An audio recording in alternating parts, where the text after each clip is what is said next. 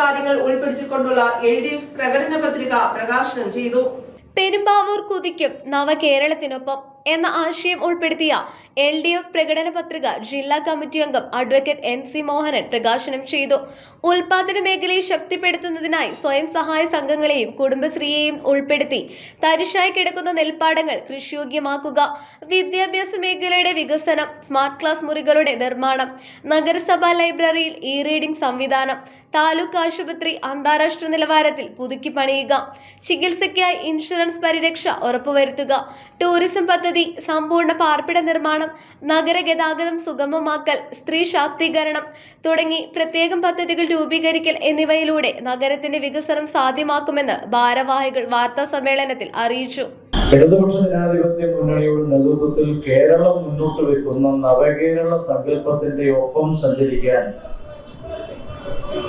ഈ നഗരത്തെ വികസിപ്പിക്കുക എന്ന കാഴ്ചപ്പാടോടു കൂടിയുള്ള തിരഞ്ഞെടുപ്പ് മാനിഫെസ്റ്റോ ഇന്ന് പെരുമ്പാവൂർ പ്രസ് ക്ലബിൽ എല്ലാ പ്രിയപ്പെട്ട മാധ്യമ പ്രവർത്തകരുടെയും സാന്നിധ്യത്തിൽ പ്രകാശനം നിർവഹിക്കുന്നതിന് വേണ്ടിയാണ് നമ്മളിവിടെ ഒരുമിച്ച് കൂടിയിട്ടുള്ളത്.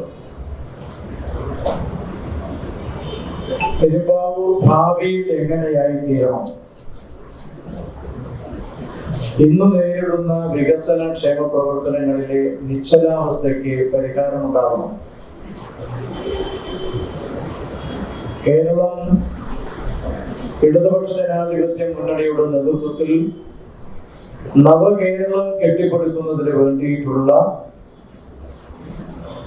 ദ്രുതഗതിയിലുള്ള വികസന ക്ഷേമ പ്രവർത്തനങ്ങളുമായി മുന്നോട്ട് പോകുമ്പോൾ